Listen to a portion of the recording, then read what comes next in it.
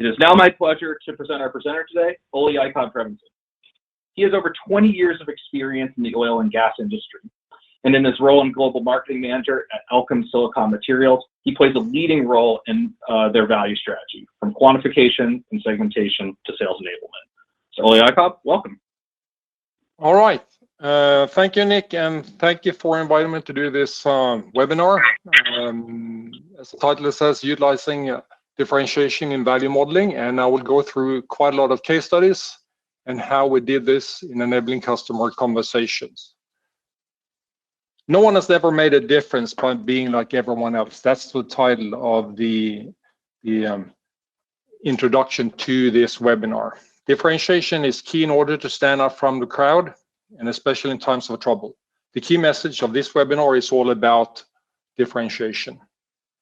Like the late Steve Jobs said, he said the following after Microsoft did much better than Apple for about 10 years. He said that Apple's problem was that their differentiation evaporated.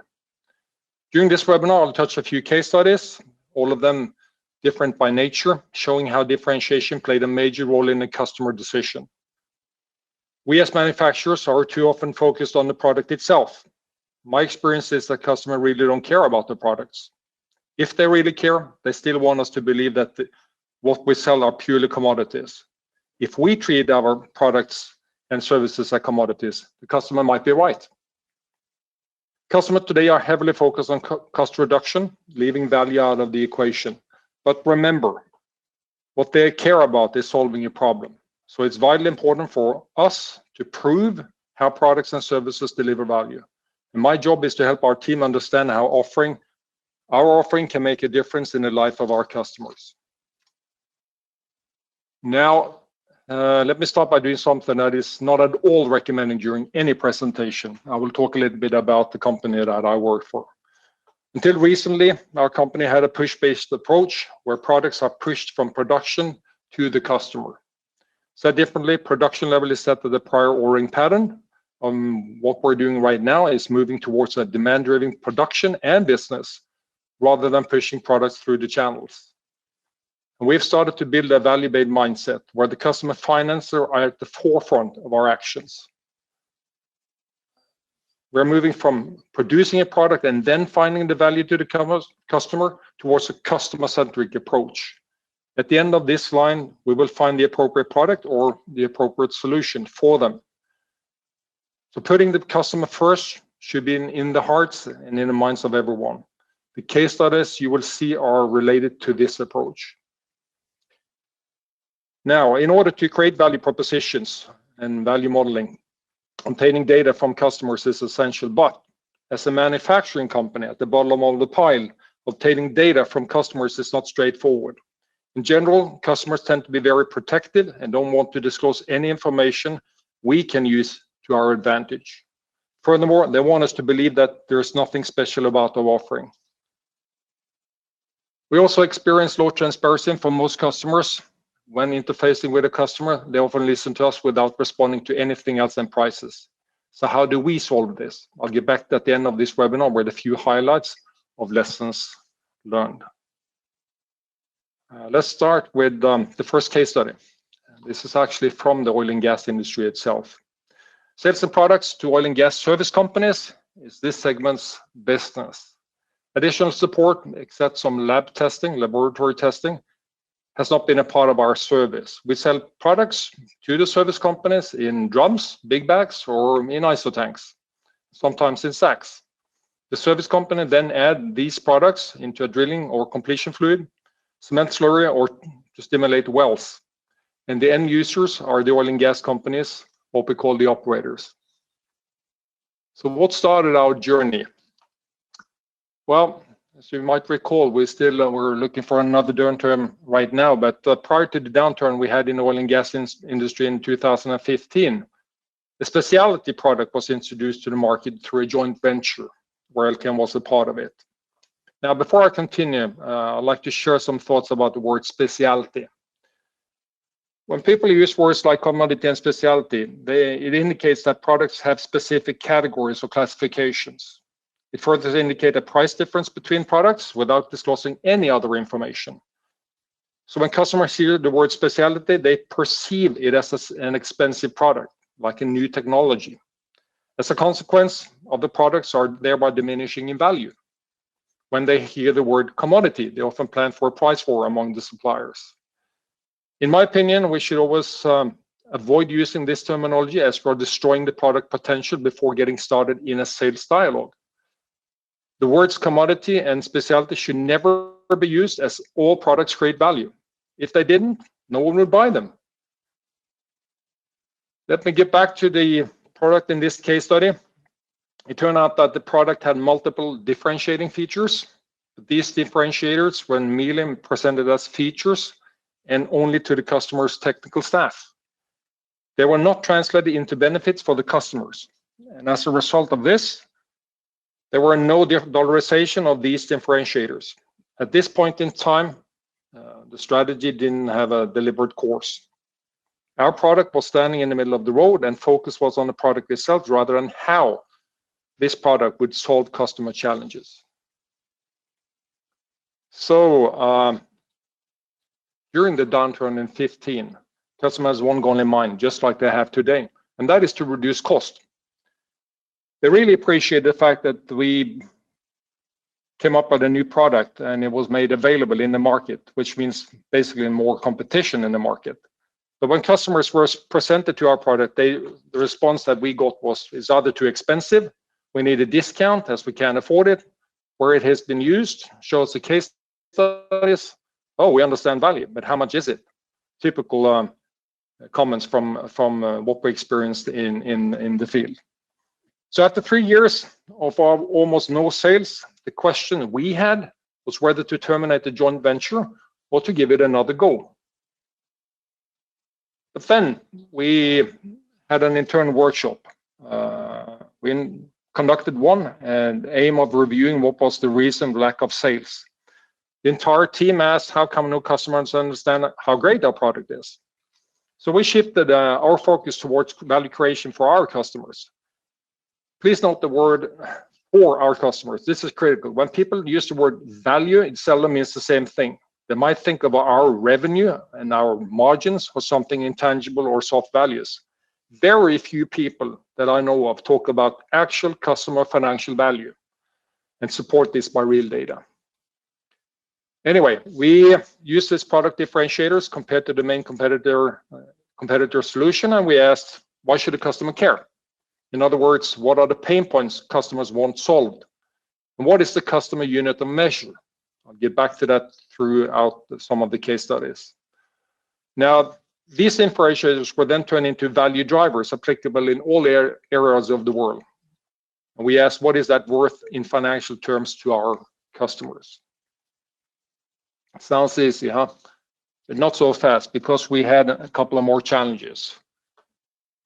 There were 2 steps to our challenge as a manufacturer. We were not selling to the end user, the oil and gas companies, so the team decided to get into the mindset of our customers, the service companies. Then we needed to motivate these service companies to persuade the end user using a value proposition and recognizing true differentiation. Our question was, would the service companies acknowledge our approach? This is a tricky task as service companies shifted their focus during the downturn from performance-based pricing to buying cheapest chips products, often delegated to the procurement department alone. And the procurement departments don't necessarily speak the same language as those in charge of drilling or completing a well. Anyway, we had a customer meeting we had customer meetings all over the world and collected customer data from all our sales rep, as we're located in every area of the world. Talking to any decision maker within the customer was critical. So whenever we had a customer meeting, we invited key stakeholders and included procurement department players. Our sales rep had to all work for service companies in the past, which helped a lot in understanding the mindset of our customers. So we prepared an overall value model. Basically, we made a value model on behalf of the service companies towards the end users. If you look at the graph on and the differentiated value on the right-hand side, there's no doubt that our product had potential. We included all possible value drivers, Those you see in the figures are on the right-hand side, are most of them. They are listed in green, but not all of them. Please note that once you face a specific customer, you then decide to narrow the list of value drivers according to customer pains. And please note that the differentiated value in these graphs has conservative dollar value, but they still represent more than double the price of the next best alternative, which is the competitor product. Then what happened was that a major operator recognized the value of our product, what it potentially could bring to their operations, and a field trial was conducted. The outcome of this field trial provided recordable value to the operator, and then they continued to use our offering in all their wells. Several oil and gas companies invited us to present our solution after hearing news about our offering and the case studies we had provided. Now, during the process of creating this value model, we created a market analysis graph of the industry's most commonly used products, including our primary product. The fair market value line goes through the primary product, and you can see that in blue in the center of the screen. As you also can see, our product has a price in the mid-range, represented by the y-axis, but at a high weighted value score, almost equal to some of the superior products in the market. We also asked our specific customer in the meeting to elaborate on the challenges they faced as part of the upcoming work they had. The weight of each benefit they identify matched our perception of the challenge at hand and seen when comparing these figures, as they're almost identical. So let's get down to business. This specific oil and gas company that we're going to talk about was planning an extremely difficult well. There were limitations on drilling rate, basically how fast it can drill, tripping speed, which is running in and out of the wellbore with a drill string or a casing string, and they have experienced what we call losses of drilling fluids to the formation in the past. This is basically where drilling fluids is pouring into the formation and you don't get it back. All of this costs money and it costs time. Daily rig rate was more than $1 million per day. Drilling operation commenced for approximately 100+ days or so. In other words, these are high-cost operations that can easily surpass $1 billion. So, just a minor improvement in operational time for this operator would be welcomed and would create cost savings big time. We went into making a unique value proposition. Our estimates used in the UVP were based on direct data that we got from this specific customer. These numbers you see on the slides are readily changeable, allowing the entire unique value proposition to change during a sales meeting or during a workshop. So you can click on these and the entire value proposition will change. My recommendation is to ensure the inputs are conservative. Don't overestimate the numbers. Never promise more than you can deliver. And here's a word of advice. Be very careful when presenting values like this in front of a customer. I know that's been recommended in the past not to do it. But if you decide to do this, you need to ensure the customer fully accepts and appreciates this approach. If the customer recognizes this and then verify the numbers during a meeting or a workshop, you can believe that you're one step closer to having a customer acceptance of your unique value proposition. This is very powerful and it creates a live image of the financial impact of what you offer. So we visited this specific customer, made a UVP during a workshop. Please note the customer unit of measure. It's a well or a section. It can be changed and not a metric ton of our product. So we are using the customer unit of measure. Please note that the prices listed are not representative for actual figures, but in line compared to each other. This value proposition has been tweaked to show the true value from 4 value drivers only. Now, the value to customer shown in gray, highlight on the right-hand side, exceeds, in this case, more than 1% of the overall operational cost, even if our solution is almost 4 times more expensive than the competitor, as seen in blue on the left-hand side. The $3,000 you see at the top listed as the figure represent a minor negative value driver. Let me emphasize that negative value drivers must be accounted for in a UVP, as customer trust in a UVP is vitally important. So if you don't include them and they find out that there are negative value drivers, negative value with your offering, that's not good.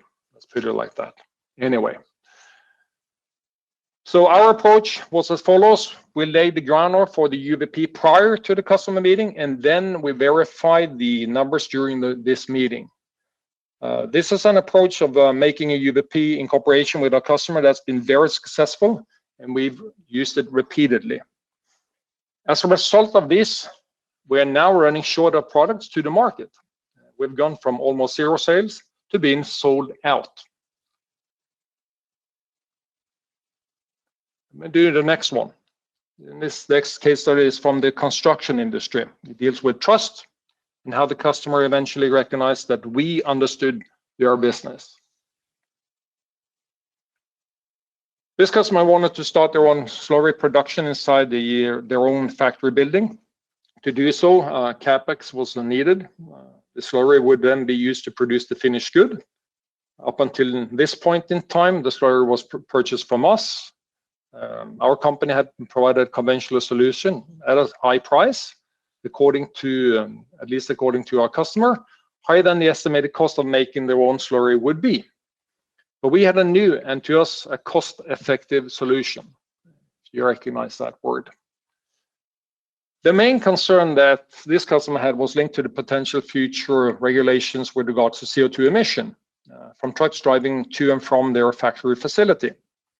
As a result of these regulations, climate fees will be imposed, if they're not already imposed, increasing, and that will increase the overall cost of producing the final product.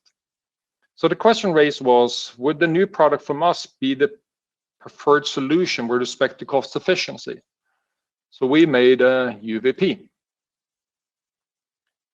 Here it is. So when we made this UVP, it became clear that there were multiple positive value drivers not previously disclosed to the buyer, far exceeding the perceived so-called high price of our offering. The differentiation value not accounted for were not accounted for in the past. CO2 emission fee, which was the main concern of the customer, turned out to be very low, as you can barely see the figure as a negative value driver at the top. Please note that there are 6 positive value drivers in this UVP, exceeding the recommended number.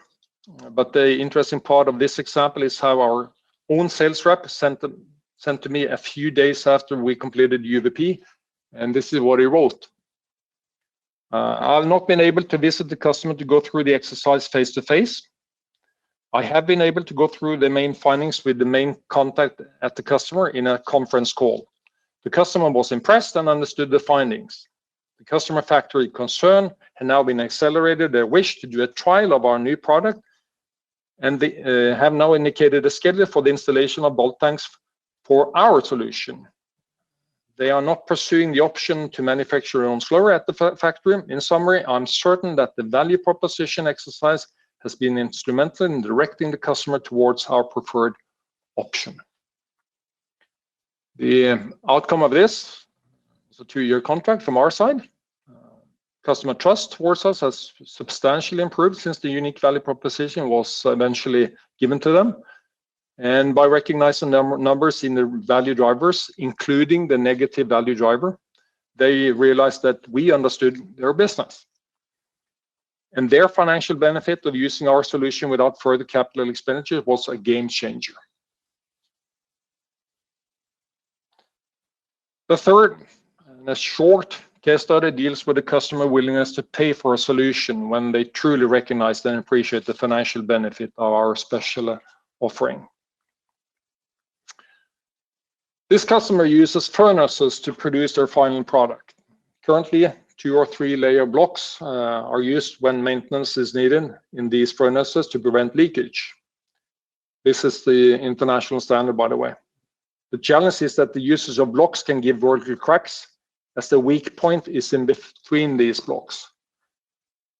A crack-resistant solution was needed at a reasonable price. Our new offering was different, and it didn't include the use of blocks for maintenance. The customer was unwilling to pay for a more expensive solution.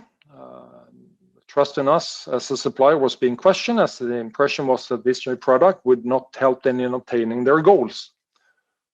So we examined this case and found that their goal was to increase the furnace lining lifetime, resulting in higher operational cost. Operational time and reduced maintenance cost. So when making this unique value proposition, unit of measure was obvious to us: lifetime of the production unit and not cost per block.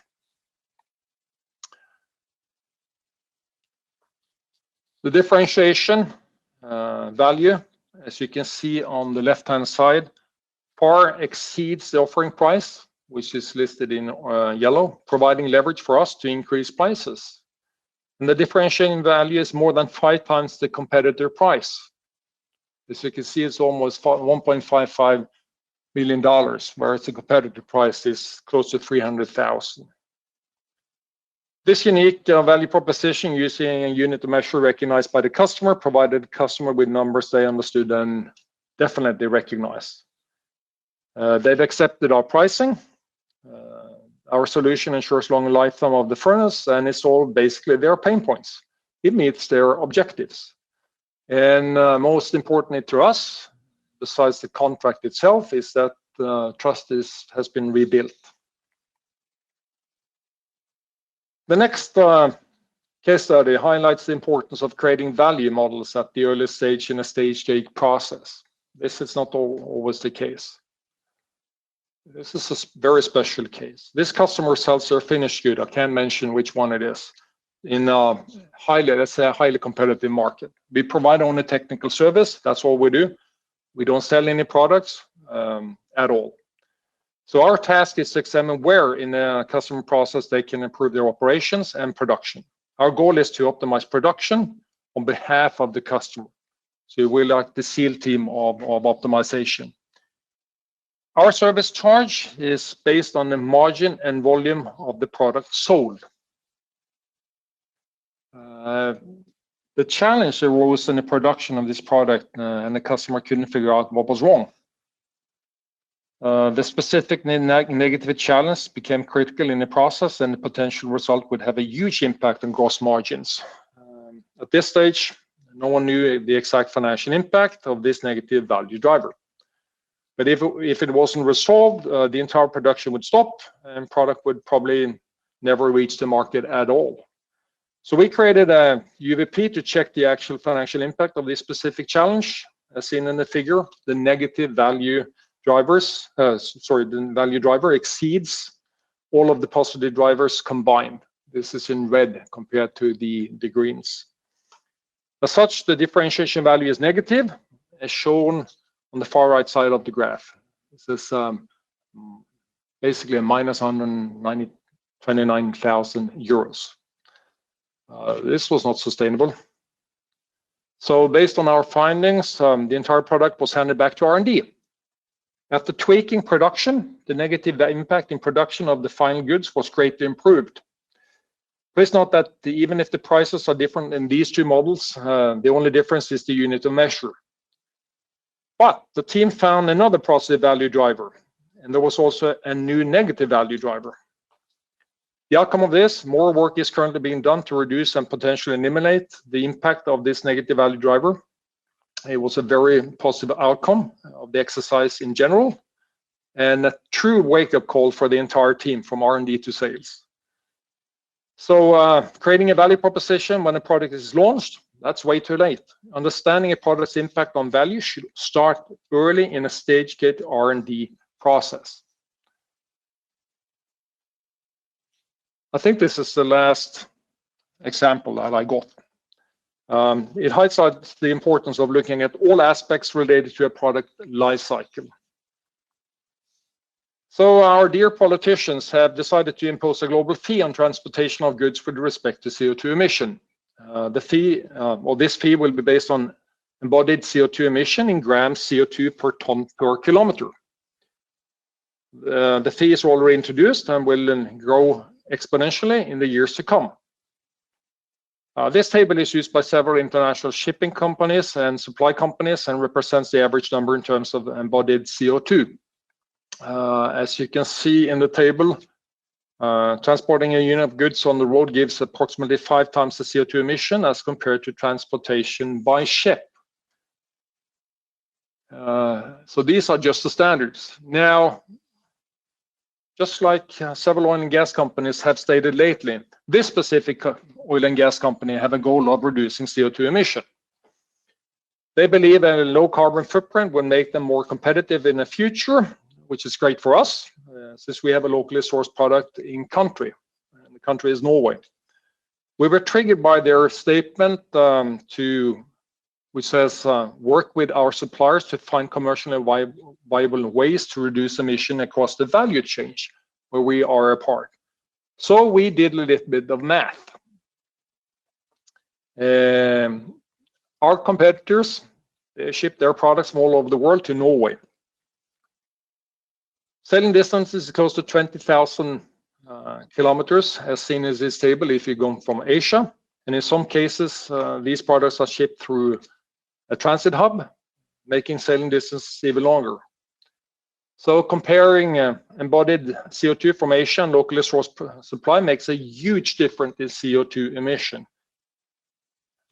It's not important what we think about this, these are the regulations in place. CO2 emission fee paid by this customer is $65 per metric ton, and it's climbing. That might not sound a lot, but when thousands of tons of CO2 are at stake, it matters to the CFO and the bottom line. If we compare, in this case, a relative small shipment of 10,000 metric ton of material, we see there's a huge difference in CO2 cost per shipment. The difference between locally sourced product and Asia, in this case, is $97,825. So in this example, significant negative impact will make a lot of difference in the value model. So these are not, well, these not so obvious impacts must be accounted for when doing value modeling. So don't leave them out. Don't think about the product alone. Here are a few final words. So please allow me to share some of them from countless customer meetings over the years. So even if we live in a world where we have access to our data at our fingertips, the real challenge is to find customer pains, to really understand the challenge they face and how this is captured, measured, and recorded. So during sales meetings, get the customer to talk. Customer, they can provide us with the essential data or information in building a value proposition. If we don't allow them to talk, we cannot discover it. It's as easy as that. Remember, there are plenty of surveys that shows this. Best performing sales reps talk less than they listen. And listen to the customer. What is the customer actually saying? How does the customer measure his own business performance? Once the customer starts to talk, my recommendation, don't interrupt. I apologize here and now to all sales rep, but when sales rep get excited, they tend to talk, especially about their own experience, not allowing the customer to lead the conversation. So when it happens, the customer will eventually get bored, and I've seen numerous instances where they pick up their cell phones. Meeting is over. Therefore, it's vitally important that customer feel that they are leading the conversation. An essential part of building your value proposition is to invite customer engagement. The general market survey was conducted to find the best channels for obtaining information. As the figure on the right-hand side shows, sales reps are the #1 source of information. Without knowing what kind of problems customers are trying to solve, you're blindfolded. Customers possess first-hand knowledge of their business, and thus information they provide is not hearsay. No one is more knowledgeable of their own goals and objectives than the customers themselves. So listen to them and let them talk to you. Finally, focus on a customer unit of measure. Experience shows that it's often a mismatch between our units of measure and what the customer is looking for and using. It's not always what we expect, but it's our job to find the right customer unit for usage in value proposition. That's from sales meeting. A quick one about presentations. A few slides are all it takes. My recommendation, 5-6 slides during a 1-hour meeting will do just fine. Death by PowerPoint is not an overrated statement. Our objective should always be to hook the audience and win the customer attention instantly. So like I did, introduction about our company, numbers of employees, warehouses, etc. That's a killer. They only care about their own challenges. They really don't care about us. If you want the audience to understand you, use the language they use when describing themselves. A few value drivers is all it takes. You're not solving all the world's problems, but the customer-specific pain points. Focus on those value drivers that really solves customer pains, and not all the value drivers. This will also show you credibility towards the customer. Here's another one. Limit the technical content to an absolute minimum. Remember, the customer probably know more about your product, and he would probably know more, at least something about the product prior to your sales meeting. If you're a salesperson, do the presentation yourself instead of having a technical representative doing it for you. If you fear of doing this, or there are any insecurity of technical content, that can be prevented. That's called training. If needed, bring a technical rep to accompany any technical questions. But bear in mind that technical reps tend to talk about product features. So please limit their time to address technical issues only and make an agreement prior to the meeting. And I would like to say that the term technical sales should not be used as it neglects the word value and focus on features only. Finally, make it simple. Difficult words, abbreviations, technical terms can cause the customer to feel inferior. There might be personnel from different customer departments, and you need to speak a language they all understand. So simplicity is key. And remember, customers are paying for your product and services, but they're buying the outcome of what you actually provide. So my recommendation, put yourself in the position of the customer and ask, why should I care about this product? And what's in it for me as a customer? Remember how a valued proposition can be defined. A crystal clear statement on how you solve customer problems and deliver benefits, presented in a way they understand and recognize. So your job is to tell them why your solution is different and will improve their situation. Now, during internal sales meeting or workshops that I have, I often use a well-known game to trigger reaction from the audience, especially related to where we are with regards to a value-based strategy. In this case, the question is as follows. We have specific sales tools to support a value proposition dialogue with customers to make it resonate, differentiate, and substantiate. Now, I'm asking the audience, what is your answer to all of this? The choices you will see are quite typical from any employee, and I'm sure you will recognize them. Excel works fine. We don't need another system, period. Nope, by the way, I'm too busy, or oh my God, here we go again. So what is your answer? Let's see, Nick.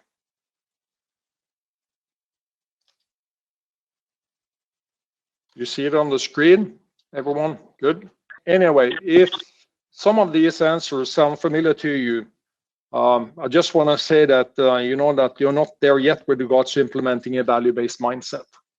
That's for sure. I've seen these answers over and over again, and I think they're quite typical in any industry. My final word about this is lessons learned. Anyone, be specific, get into the head of the customer, focus on what your solution is worth to the customer. Remember that what is different is the only thing worth pushing. And my final statement is what I started with today, which was that no one has ever made a difference by being like everyone else. So my recommendation to all of you listening in, be bold and be different. Thank you for your attention. Thank you, Ole Iacob. Ole Iacob shared some really great insights on how impactful a good value modeling and differentiation strategy can be. Now, to maximize the impact of a strong value strategy, it's absolutely critical that there's strong alignment with sales. And we're going to see plenty of the responses soon, but I'd like to introduce Brian Hannon, Leverage Point's VP of Sales, to show how these value models that you saw several screenshots of in Ole Iacob's presentation, they can be transformed in Leverage Point to generate an interactive value, story that facilitates conversation. So Brian, I'm going to give control over to you. So Nick has given me 5 minutes, which I think follows the comments Ole Iacob made about brevity. So I'll try to keep it to 5 minutes. And as he just mentioned, we have a Leverage Point value proposition. So as you can imagine, many times when we're talking with prospects or customers, the first thing that they ask is, well, what's your value proposition? So I'm going to go through that now, and you can hopefully see my screen. And Nick, I'm sure you'll tell me if they can't. So, all good. So this is a value story, and we're talking with a very successful fictitious manufacturing company called Acme. And what we talk about, and again, I refer back, and I'll probably do it several times because Ole Iacob really hit on many of the key points. We focus on 4 key value drivers when we talk about the impact that value can have on your sales process. And you see the 4 value drivers here. So the number of qualified opportunities that go into your funnel, your average deal size, your win rate, or your ability to essentially close business, and the length of your sales cycle. So these are the areas that we think, and I think many people agree, that value and a successful implementation of value can impact your company's revenue. So one way to look at it, if we look at a typical sales force, your best salespeople are already using value in their day-to-day operations. It's something that's ingrained in what they do. So the top 20% of your salespeople are already probably incorporating value. One way to think about what a value platform can do is to improve the big middle of your sales force and make them as successful and as impactful as your top 20%. If you can do that, you can have a significant impact on your revenue. So let's look at an example here. And again, this is Acme Manufacturing. They have a piece of machinery that is a premium priced product in the market called the Acme Fast Mover.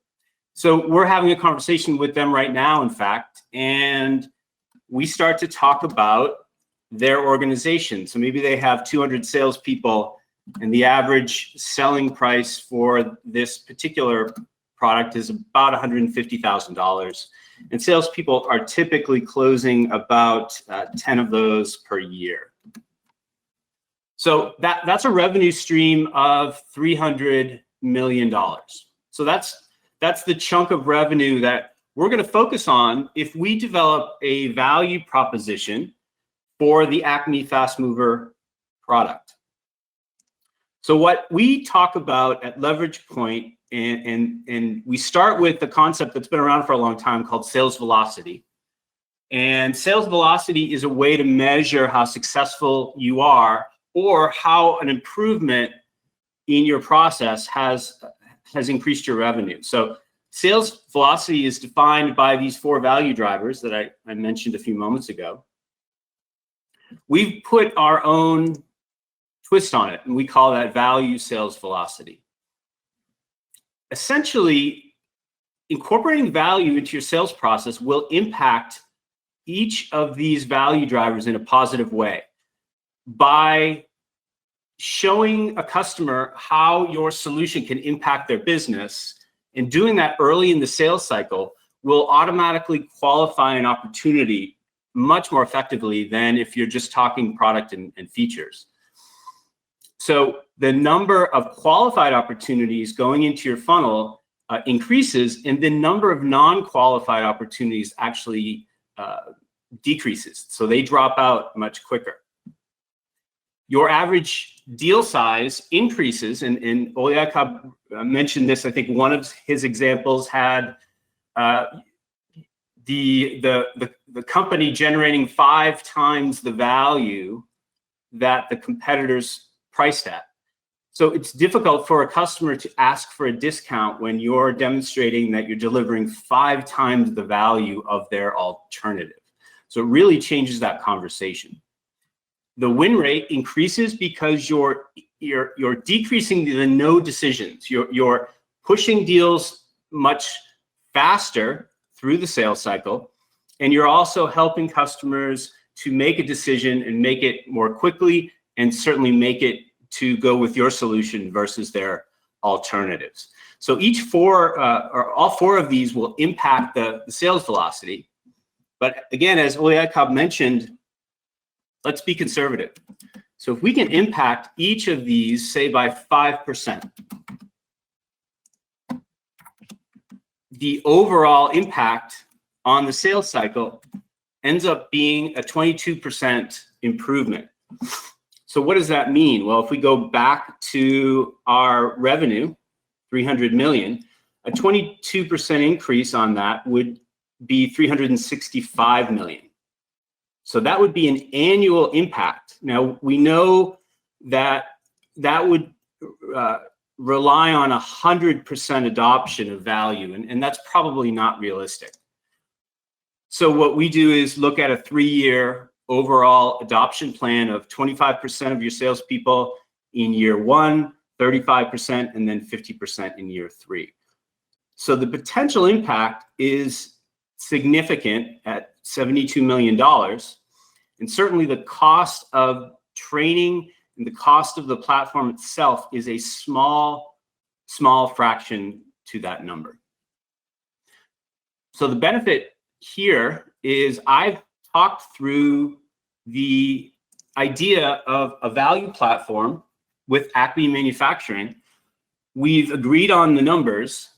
I click on a button and I generate a PDF or a PowerPoint, which I can then send to my prospects.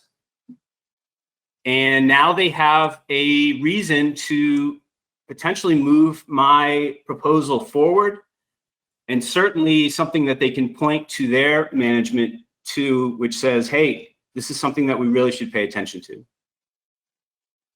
So I will pass this back to Nick, and I don't know if I made my 5 minutes, but I think I came close.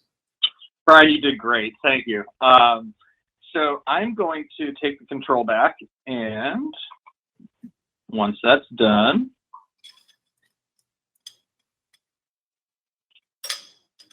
we're going to take that quick quiz that we had a technical glitch on last time, so I'm going to launch it now.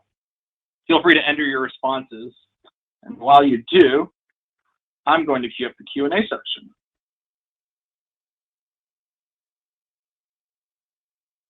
And the responses are coming in now. Give a couple more seconds for people to complete the poll. All right, so we have a lot of folks that think that, and let me share this with the audience, that Excel works fine.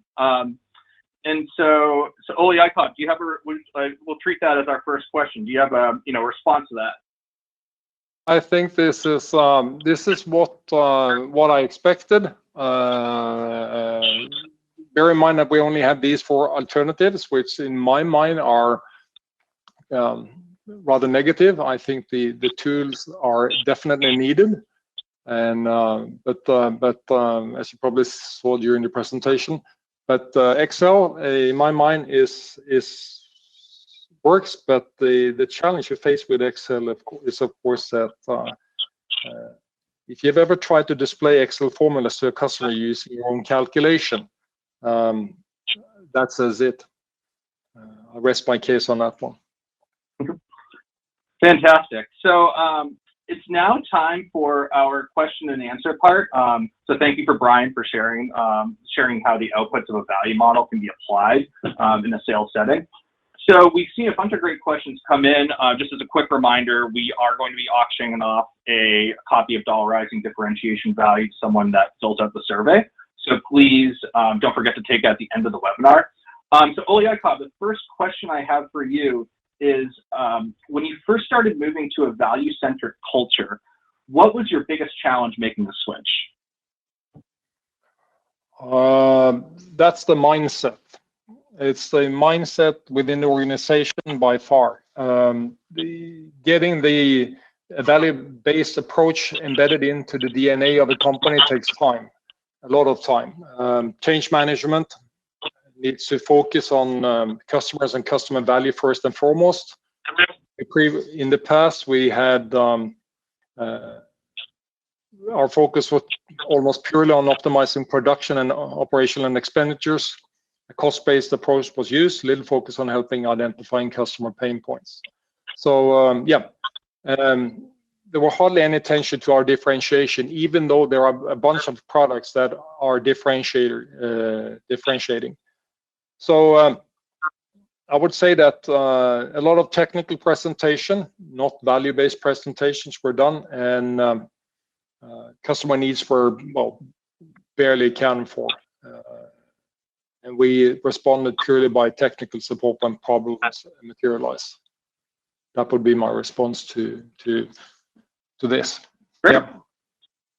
So next one, this is a good one. What is your experience in working with customer service to gather information about what customers really need? And I suppose that could apply to any kind of customer client-facing role.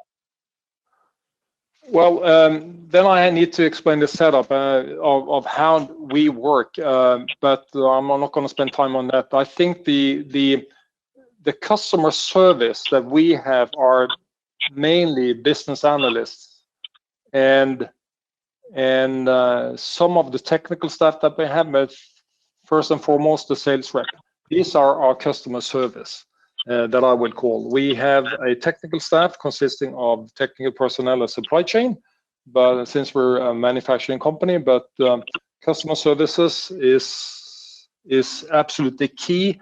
Sales reps are absolutely key in order to obtain the data we need to build these value models and customer meetings, no doubt about it. Specifically oil and gas industry. Great. So can you share a little bit more detail on how your sales team uses the data that you showed in the presentation and in their own customer presentations? Sure. Well, first of all, the benefit of using leverage point is that data can be easily changed in a presentation, in the presentation or during a sales meeting, and the entire value model or UVP will change immediately, all according to the information provided by the customer during the meeting. As I mentioned the end of the webinar, I do not recommend to talk too much about the technical content. I'd rather use data we have obtained and generated in our value models. So customers, when they understand this, they trust you, they like this approach, and I see that they're more open-minded when data and numbers are shown directly to them. And I have to also say that we try to focus on this was mentioned in the previous webinar, I think, I'm not sure it was leverage point though, but we try to focus on the 10% message we want the customer to remember after 1 week. What's the 90% that they'll forget? And we don't use the stuff that is easily obtainable for website from our website or marketing material. So 10% message, that's key, and that is the value message, the cost savings that we can bring to the table of any customer. Great. Another good customer question is, how did you come up with different value drivers internally? And were there any additional value drivers you may have found at some point after the deal was closed, maybe 6 months into a deal, say? Yes, absolutely. To answer the first question, how do we come up with the internal value drivers? I would say that these are not internal value drivers. I would say that they are external. They are customer value drivers, in a way that all we do is think like the customer and ensure that the customer's pains are dealt with. whether you Osterwalder theory or whatever, doesn't really matter. As long as you pinpoint the pain points that they have and make gains, then you find the value drivers. So, and that's why the customer or the unit of measure is so important. Because when you buy, if you're in this case an operator or a service company, buy a product and compare the price list on an Excel spreadsheet, well, you often buy the cheapest product. But if you actually get into a sales conversation and customer truly understand the value you provide, then it's quite simple, or should be quite simple, for the buyer to understand which product in the long run is the cheapest. Fantastic. And it looks like we have time for one last one, so we'll leave it with this one. At Elkem, which business teams own value, and what sort of roles are involved in the value modeling process? Our company consists of 4 divisions. We have numerous segments within a variety of different industries. We have a council of senior executives that are currently setting the stage for activities related to customer-centric approach. And this is all sponsored by our CEO. There are experts in pricing. We have business analysts, value-based strategists, and others that are working on the future of our approach, which is to be much more customer-centric. So this also includes a new CRM system that I Spring brought up, and of course what I do most of, which is CDM. So that's everyone fantastic, should be, and I think everyone should be involved, Nick. Yeah, value is a company-wide endeavor, and having everyone aligned behind it creates better outcomes. And so that's great. So thank you, Ole Iacob. I think that is a great place to wrap it, and I want to just leave with one final note. So in last couple months, our lives have changed profoundly. So as almost everyone knows, the effects of COVID-19 have had a major impact on lives all around the world, and our thoughts are going out to all those who have been impacted, as well as their families.